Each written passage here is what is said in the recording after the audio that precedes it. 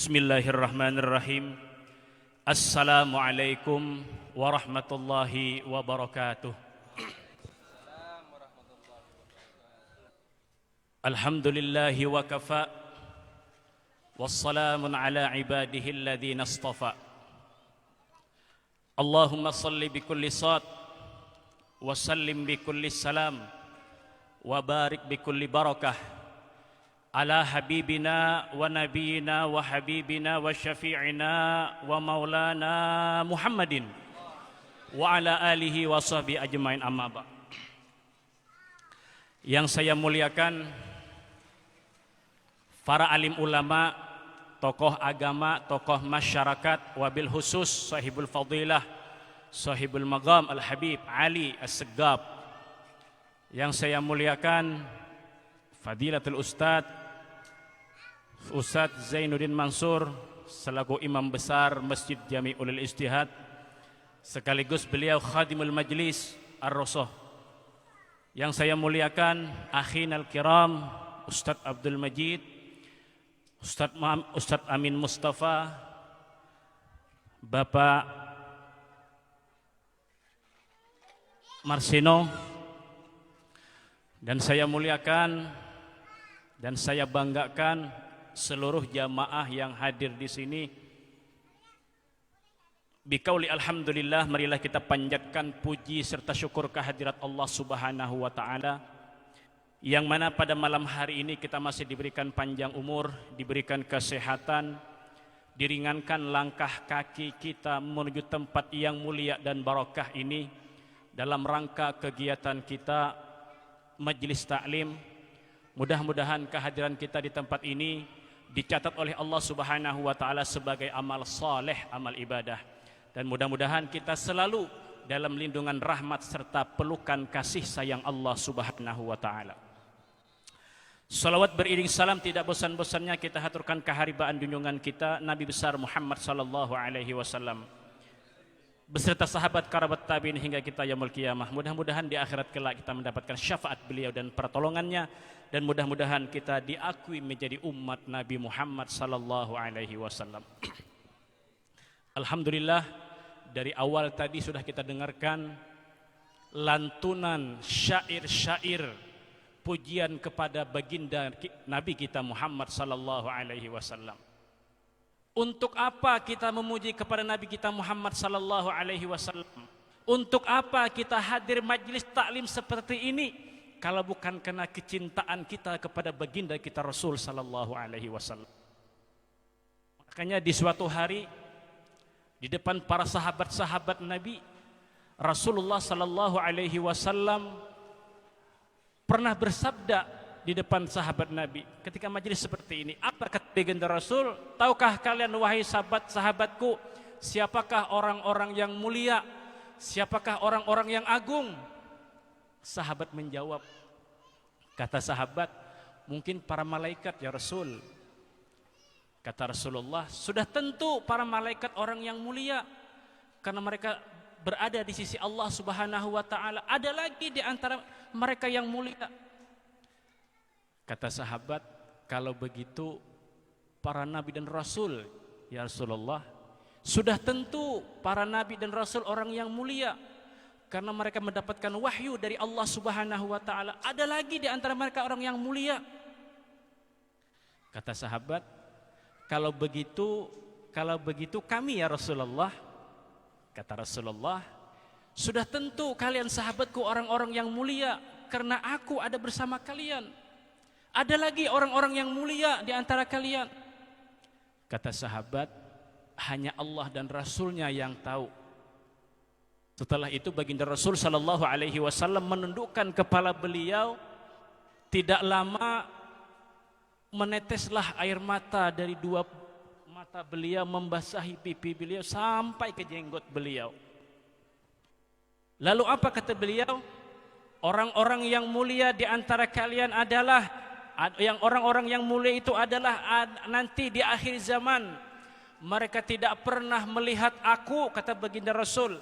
Mereka tidak pernah mendengar suaraku dan mereka tidak pernah duduk bersama aku, tetapi mereka cinta kepada aku. Mereka rindu kepada aku. Makanya kata baginda Rasul, tuba liman ra'ani wa amanabi, summa tuba, summa tuba, summa tuba liman lam yarani wa amanabi. Sungguh beruntung, kata baginda Rasul, orang yang melihatku dan beriman kepadaku.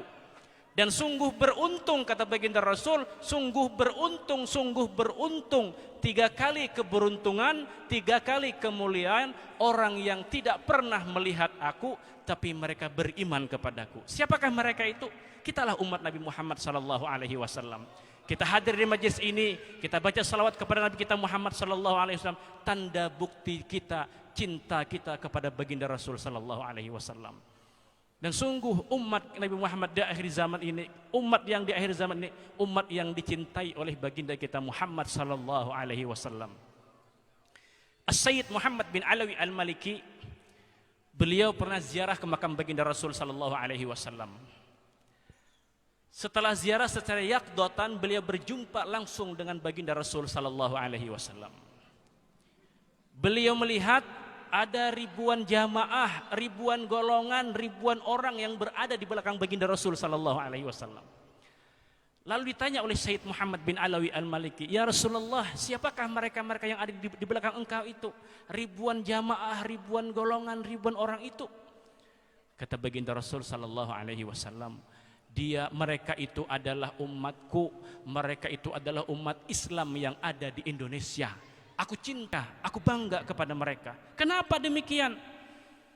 Karena umat Islam yang ada di Indonesia ini, setiap datang bulan Rabiul Awal, setiap datang bulan Maulid, masjid-masjid, musalla-musalla, madrasah-madrasah, pondok pesantren, RT, RW, semuanya mengadakan Maulidin Nabi sallallahu alaihi wasallam. Apabila datang bulan Isra Mi'raj, masjid-masjid, musalla, pondok pesantren semua mengadakan Isra dan Mi'raj Nabi kita Muhammad sallallahu alaihi wasallam, yang tidak diadakan oleh negara-negara yang lain selain negara Indonesia. Itulah yang membuat Nabi kita Muhammad sallallahu alaihi wasallam bangga kepada umat Islam yang berada di Indonesia ini. Semoga kita termasuk umat Nabi Muhammad yang dibanggakan beliau. Amin, amin ya rabbal alamin. Alhamdulillah, kita bersyukur kepada Allah Subhanahu wa taala. Kita jadikan Allah Subhanahu wa taala sebagai umat Nabi Muhammad sallallahu alaihi wasallam sebaik-baik umat, umat yang paling mulia, umat yang di akhirat kelak menjadi umat yang terdepan daripada umat-umat yang lain. Bahkan umat Nabi Muhammad ini sampai-sampai para nabi, para anbiya menjadi iri kepada mereka. Diceritakan dalam kitab Nasahibul Ibad, Nasahiul Ibad, Al-Imam Ibnu Hajar Al-Asqalani, di sana Nabi Adam alaihissalam, kata Nabi Adam, aku iri kepada umat Nabi Muhammad. Ada 4 macam yang diberikan Allah Subhanahu wa taala kepada umat Nabi Muhammad yang tidak diberikan kepada nabi yang lain. Apa 4 macam itu? Yang pertama, kata Nabi Adam, taubatku diterima oleh Allah Subhanahu wa taala saat aku berada di tanah suci Mekah. Sedangkan umat Nabi Muhammad sallallahu alaihi wasallam dimanapun dia bertaubat, dimanapun tempatnya dia bertaubat, diterima oleh Allah Subhanahu wa taala asalkan taubatnya taubatan nasuha. Nabi Adam alaihissalam dikeluarkan oleh Allah Subhanahu wa taala dari surga, ditaruh di India, sedangkan Sayyidatuna Hawa ditaruh di Jeddah, iblis di kota Basrah. Selama 450 tahun Nabi Adam alaihissalam minta ampun, bertobat kepada Allah Subhanahu wa taala, belum diterima taubatnya oleh Allah Subhanahu wa taala, sehingga Nabi Adam datang ke tanah suci Mekah dengan berkat Nabi Muhammad, dengan nama Nabi Muhammad, minta taubat kepada Allah Subhanahu wa taala. Akhirnya diterima taubat oleh Allah Subhanahu wa taala. Dengan berkat Nabi Muhammad sallallahu alaihi wasallam, kata Nabi Adam, diterima taubatku. Allah Subhanahu wa taala berfirman, ya Adam, dari mana engkau tahu Nabi Muhammad? Min aina arafta Muhammad walam khalaqtahu? Dari mana kau tahu itu Muhammad padahal aku belum menciptakannya? Kata Nabi Adam, ya Rabb, lamma khalaqtani rafa'tu rafsi wa ra'aitu fi suri arsh wa abwabul jannah maktubun la ilaha illallah Muhammadur Rasulullah sallallahu alaihi wasallam. Ya Allah, manakala ciptakan aku angkat kepalaku, aku melihat di tiang-tiang arasy, di pintu-pintu surga tertulis lafaz la ilaha illallah Muhammadur Rasulullah. Maka aku katakan, kata Nabi Adam, tidak ada nama makhluk yang bersanding dengan Allah kecuali makhluk itu orang yang dicintai dan dikasihi oleh Allah Subhanahu wa taala. Apa kata Allah? Shadaqta ya Adam. Shadaqta ya Adam. Laulahu ma khalaqtaka ya Adam. Seandainya bukan karena Nabi Muhammad, aku tidak menciptakan engkau ya Nabi Adam alaihissalam. Yang pertama. Yang kedua, kata Nabi Adam, Allah Subhanahu wa taala ketika aku melanggar perintah Allah Subhanahu wa taala, satu melanggar pelanggaran yang Allah perintahkan dan aku langgar satu saja pelanggaran, maka Allah Subhanahu wa taala pisahkan aku dengan istriku.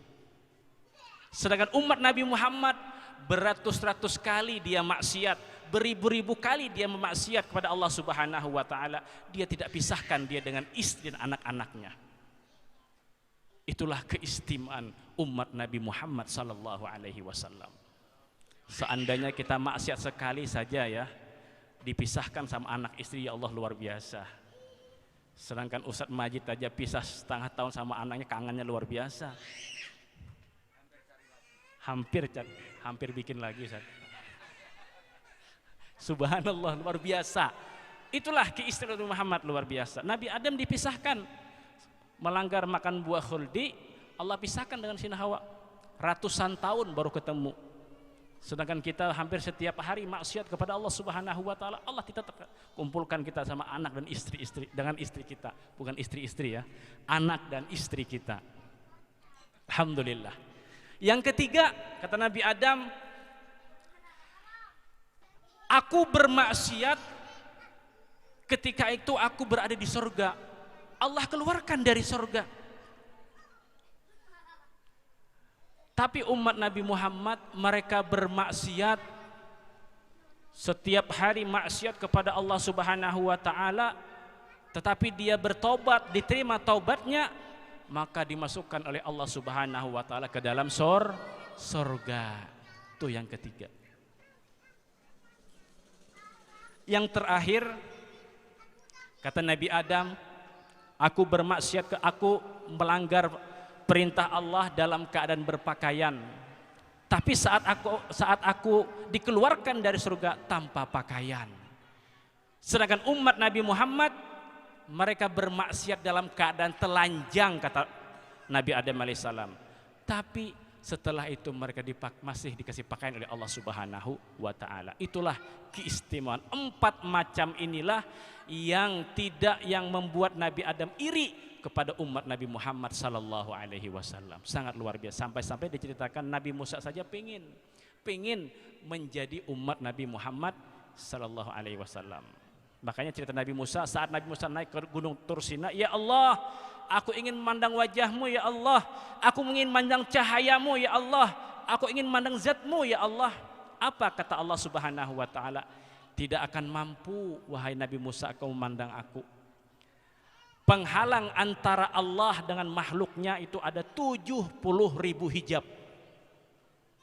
Diceritakan oleh Imam Ghazali, 70 hijab terdiri dari cahaya, kegelapan dan air.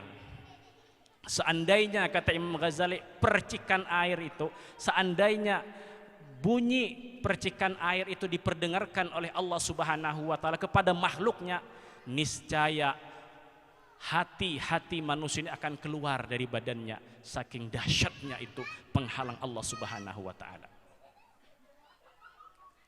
Seandainya satu hijab Allah Subhanahu wa taala, kata Imam Ghazali, diperlihatkan oleh Allah Subhanahu wa taala kepada gunung, niscaya gunung akan hancur lentak, tenggelam sampai hari kiamat tidak akan keluar. Apa kata Allah Subhanahu wa taala? Wahai Musa, 7.000 penghalang ini tidak akan aku buka kepada siapapun kecuali kepada Nabi Muhammad sallallahu alaihi wasallam dan kepada umat Nabi Muhammad sallallahu alaihi wasallam. Apa kata Nabi Musa? Ya Allah, kalau begitu jadikanlah aku bahagian dari umat Nabi Muhammad sallallahu alaihi wasallam. Alhamdulillah, malam hari ini kita kumpul dengan para kiai, para ustadz. Mudah-mudahan kita semua keberkahan dari Allah Subhanahu wa taala. Mudah-mudahan dalam pertemuan ini semua hajat-hajat kita dikabulkan oleh Allah Subhanahu wa taala. Semua penyakit-penyakit kita diangkat oleh Allah Subhanahu wa taala. Mudah-mudahan dengan majelis taklim ini anak-anak kita menjadi yang soleh dan solehah, taat kepada Allah dan Rasulnya, berbakti kepada kedua orang tuanya, bermanfaat bagi agama, nusa dan bangsanya. Mudah-mudahan dengan berkat guru-guru kita, dengan berkat semua jamaah yang hadir di sini, apa yang kita hajatkan dikabulkan oleh Allah Subhanahu wa taala, apa yang kita niatkan dimudahkan oleh Allah Subhanahu wa taala. Ala hadhihi niyyah wa li kulli niyatin salihah wa ila hadratin Nabi Muhammadin sallallahu alaihi wasallam. Sil Fatihah. A'udzubillahi minasyaitonir rajim. Iyyaka na'budu wa iyyaka nasta'in. Mohon ampun, mohon maaf, mohon ridho, jauh dari sempurna, salah khilaf mohon maaf. Assalamualaikum warahmatullahi wabarakatuh.